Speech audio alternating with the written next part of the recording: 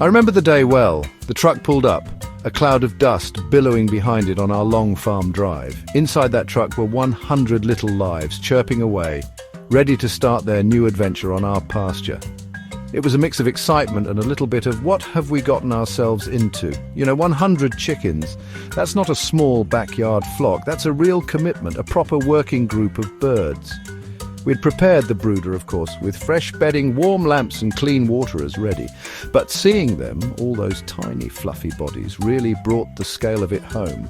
It was the start of something big, something important. The unloading process itself was an operation. We carefully moved the transport crates, trying to keep the stress on the young chicks to a minimum. Each little chirp seemed to echo the potential they held. Potential for eggs, for meat, for soil improvement. My kids were buzzing with excitement, their faces pressed against the mesh of the crates, eager to help. It's one thing to read about raising poultry on a larger scale, but it's another thing entirely to be standing there, responsible for so many fragile creatures. The air was thick with the smell of pine shavings and that unique sweet scent of new chicks. It was a good smell, a smell of new beginnings. Once inside the warm, secure brooder, the chicks quickly began to explore. Some headed straight for the water, little heads bobbing as they drank. Others huddled under the heat lamps, finding comfort in the artificial sun we provided. A few brave ones started pecking at the starter feed, their tiny beaks working with surprising determination. Watching them, I felt a deep sense of connection to the natural cycles of life. These weren't just anonymous birds, they were individuals, each with its own spark. Managing 100 meant we had to be organized, efficient, but also compassionate. It was a promise we made to them that day. That first day was a whirlwind of activity, observation, and learning. We checked on them constantly, making sure the temperature was right, that everyone had access to food and water, and that there were no signs of distress. It's amazing how quickly you start to notice the little things, the subtle shifts in their behavior. The responsibility felt immense, but so did the satisfaction. We were embarking on a journey to provide these animals with a good life, a life on pasture where they could express their chickenness, and in return they would provide for us. That first day with 100 chickens laid the foundation for everything that followed. The rooster doesn't need an alarm clock, and neither do I when there are 100 chickens waiting. My day starts early, often before the sun even thinks about peeking over the horizon. The first task is always to head out to the coop or the pasture shelters, depending on the season and their age. The air is cool and fresh, and the world is quiet, save for the gentle clucking that begins as I approach. They know my footsteps, they know food and freedom are coming. It's a peaceful time, a good time to think and plan the day ahead, with the birds as my first appointment. This consistency is key to happy, productive chickens. Opening up the coop is like releasing a wave of feathered energy. They spill out, eager to greet the new day, to scratch, peck and explore. The first order of business is checking their water. Clean, fresh water is absolutely vital, especially for a large flock. I inspect the drinkers, clean out any debris, and there's always debris, and refill them. With 100 birds, water consumption is significant, so this isn't a quick splash and go. It demands thoroughness. I also take a quick visual scan of the flock, looking for any birds that seem listless, injured or out of sorts. Early detection of problems is crucial in managing a large group. Next comes feeding time. We use high-quality, appropriate feed for their age and purpose. Whether they are layers or meat birds, spreading the feed in their designated areas or making sure the pasture feeders are full is a morning ritual that brings a flurry of activity. The sound of 100 chickens eagerly eating is quite something. It's a sound of health and vitality. While they eat, I take the opportunity to observe them more closely. Are they all active? Is there any bullying? Are their feathers in good condition? This daily observation is a farmer's best diagnostic tool, better than any textbook sometimes. The final part of the morning routine involves a quick cleanup of any heavily soiled areas, especially around waterers and feeders if they are in a more confined space overnight. For pastured birds, it's about moving their shelter to fresh grass, a key part of our system. This ensures they always have new ground to forage, which is better for them and better for the land. This rotation prevents parasite build-up and spreads their valuable manure evenly. By the time the sun is fully up, the chickens are settled into their day, and I can move on to other farm tasks, knowing the flock is well cared for. Throughout the day, even when I'm busy with other farm chores, the chickens are always in the back of my mind. A midday check-in is essential, especially during extreme weather. On hot summer days, I ensure they have ample shade and that their waterers haven't run low or become too warm. Chickens can overheat easily, so providing cool fresh water is paramount. Sometimes I'll even set up a sprinkler or a mister for them if it's particularly scorching. They seem to appreciate the effort, often congregating near the cooling spray. It's these little attentions to detail that make a big difference in their comfort and productivity. Another daytime task, particularly for laying hens, is egg collection. With 100 hens, this can be a significant undertaking, but also a rewarding one. We aim to collect eggs at least once, sometimes twice a day, to ensure they are clean and to prevent hens from going broody on a large pile or accidentally breaking them. It's like a daily treasure hunt, reaching into the nest boxes and finding those beautiful warm eggs. Each egg is a testament to the health and happiness of the flock. We gently gather them, taking care not to startle the hens still on their nests. This regular collection also keeps the nest boxes cleaner. Observing flock dynamics is also a crucial daytime activity. With 100 birds, there's a definite pecking order.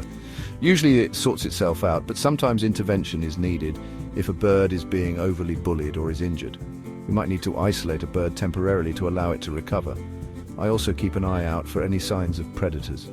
Even in broad daylight, a hawk or a fox might try its luck. Our livestock guardian dogs are a huge help here, but vigilance is always required. Ensuring their environment is safe and secure is a constant responsibility, not just a morning and evening task. Finally, if the chickens are in movable pasture shelters, the midday period might be a good time to plan the next move or to check the fencing. Ensuring the electric poultry netting is functioning correctly is vital for keeping predators out and the chickens in. It's also a time to observe their foraging behavior. Are they actively seeking out insects and plants? This tells me a lot about the health of the pasture and the enthusiasm of the birds. A busy, scratching, pecking flock is a happy flock, contributing to the ecosystem of the farm in their unique way, turning grass and bugs into food. As dusk begins to settle, a different kind of activity starts around the chicken area. The birds naturally know it's time to head towards the safety of their coop or shelter. It's an instinct ingrained in them, this desire to roost in a secure place as darkness falls. My role is to ensure that this process goes smoothly and that every single one of those 100 chickens is safely tucked away. Sometimes a few stragglers need a little gentle encouragement, a bit of herding to get them moving in the right direction. They might be engrossed in one last tasty bug or a patch of clover. Once I'm confident that most of the flock is inside, I do a head count, or at least a very thorough visual sweep. This is easier with stationary coops. With pasture shelters, it means checking all corners and under any potential hiding spots. Leaving even one bird outside overnight is inviting disaster. Predators are most active at dawn and dusk, and a lone chicken is an easy target for a fox, raccoon, or a possum. This responsibility weighs heavily. Knowing their safety depends on my diligence. It's a final check to make sure all my feathered charges are accounted for before closing up. Securing the coop is the most critical part of the evening routine. This means firmly shutting and latching all doors, windows, and access points. Predators can be incredibly cunning and persistent, so there's no room for error. I double-check every lock and weak point. If they are in portable shelters on pasture, I ensure the electric netting is fully charged and properly grounded, providing that crucial barrier against nighttime threats. The peace of mind that comes from knowing they are secure allows me to sleep better, and certainly allows them to sleep better too, safe from harm. The final act of the evening is often a quiet moment of observation. Listening to the soft sounds of the chickens settling on their roosts, the gentle clucks and murmurs is a satisfying end to the day. The air inside the coop is warm, filled with the earthy smell of chickens and bedding. It's a sign that all is well. This daily rhythm from the morning rush to the evening lockdown becomes a comforting routine. It's hard work, no doubt about it, but seeing those 100 birds safe and sound each night brings a profound sense of accomplishment and connection to the farm's heartbeat. The most obvious reward from keeping 100 laying hens is, of course, the eggs. And what eggs they are! We're talking about dozens upon dozens of fresh, delicious eggs every single day. The yolks are a rich, vibrant orange, a testament to their diet, rich in greens and insects from the pasture. These aren't your pale, anemic supermarket eggs. These are real food, packed with nutrients and flavor. Sharing this bounty with family, friends, and selling them to appreciative customers provides a wonderful sense of satisfaction. It's a tangible product of our hard work and the chicken's natural abilities. But the benefits extend far beyond the egg basket. Chickens are incredible pest controllers. When we rotate them through garden areas or pastures after other livestock, they go to work with amazing efficiency. They scratch and peck, devouring grasshoppers, slugs, flies, and all sorts of other insects that would otherwise plague our crops or annoy our larger animals. They are like a feathered cleanup crew, turning potential problems into protein for themselves. This natural form of pest management reduces our reliance on any kind of chemical intervention, which is better for the land, the birds, and us. It's a beautiful synergy. Let's not forget the manure, or as I like to call it, black gold. Chicken manure is a fantastic fertilizer, rich in nitrogen, phosphorus, and potassium. With 100 chickens, you get a significant amount of this valuable resource. When managed properly, especially through pasturing where they spread it themselves, it dramatically improves soil fertility. The pastures become lusher, more vibrant. If we collect it from a stationary coop, we compost it carefully, turning it into a wonderful amendment for the vegetable garden. This closes the nutrient loop on the farm, enriching the soil that grows the food. Beyond these tangible benefits, there's also an educational and even an entertainment value. Watching chickens go about their day is surprisingly fascinating. Their social interactions, their foraging behaviors, their individual personalities. It's a constant source of learning and amusement.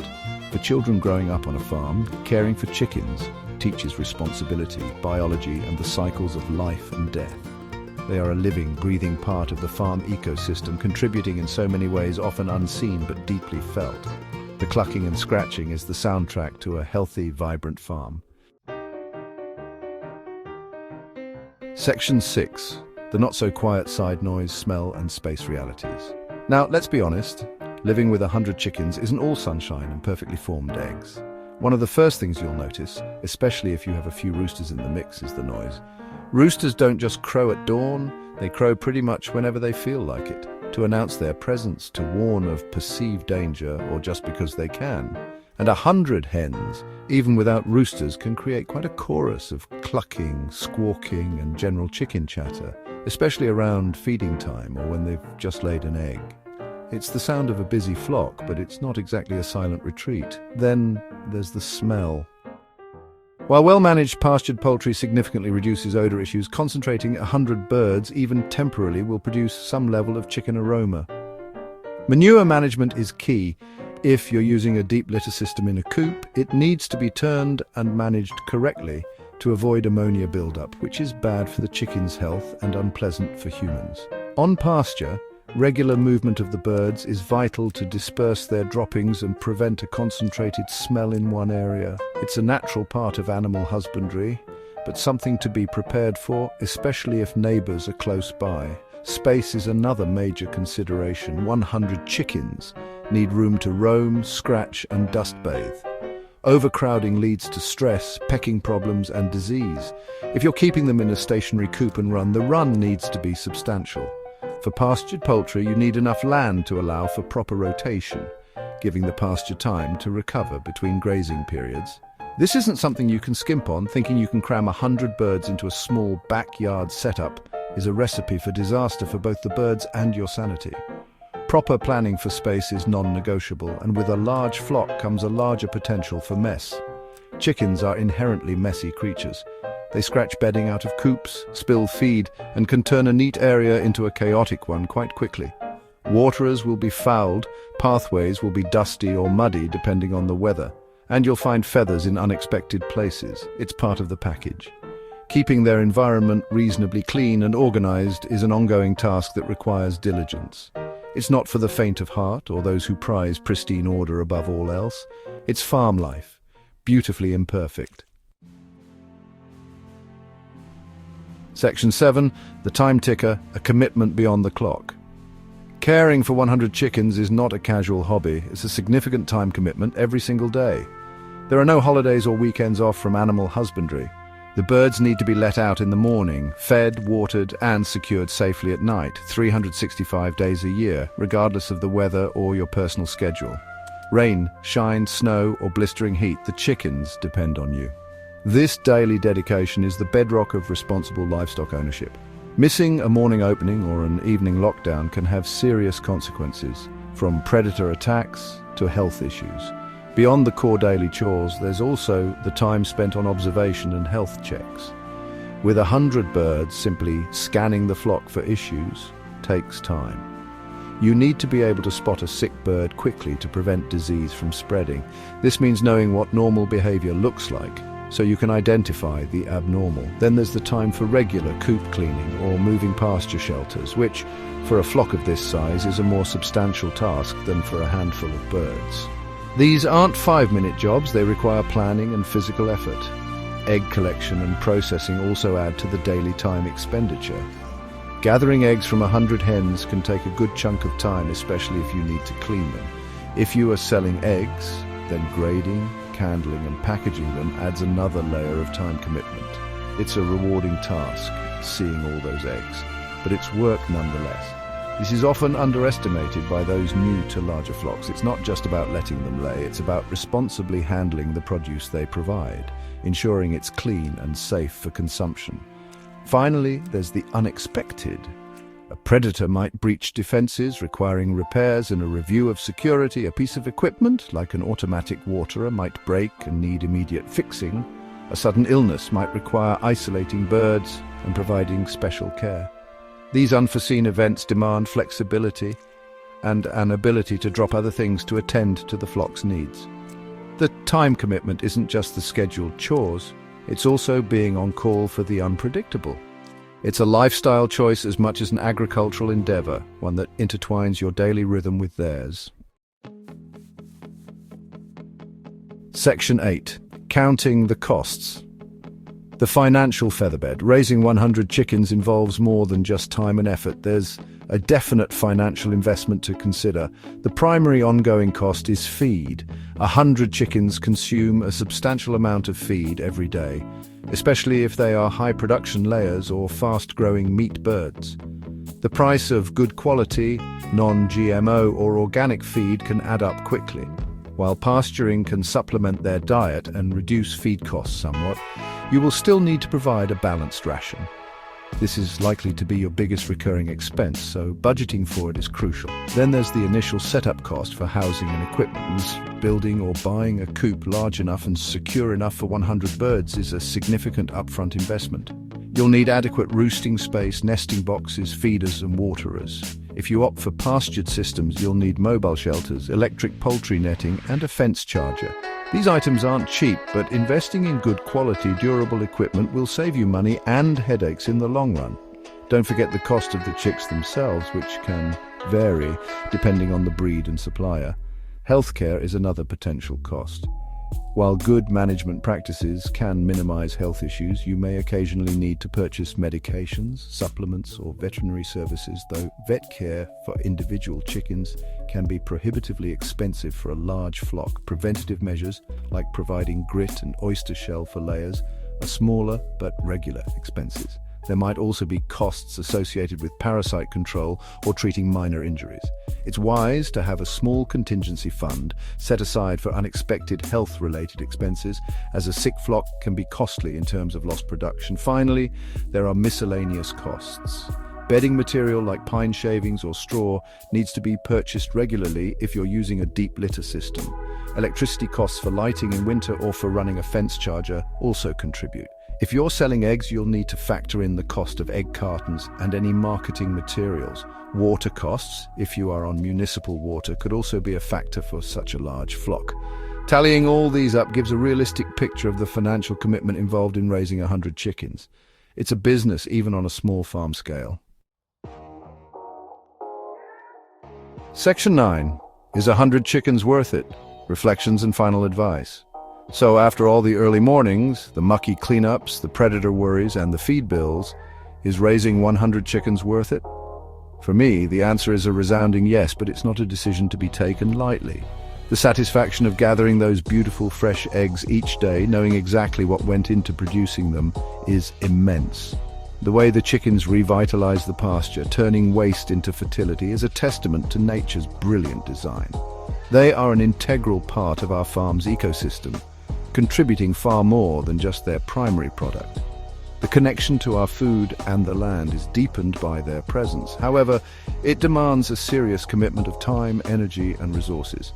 If you are not prepared for daily chores, rain or shine, or the financial outlay, then 100 chickens will quickly become a burden rather than a joy. Start small if you're new to chickens. Learn their needs, understand their behaviors, and get your systems down pat with a more manageable flock before scaling up. What works for 10 birds might need significant adaptation for 100. The challenges of disease, predation, and management are amplified with larger numbers.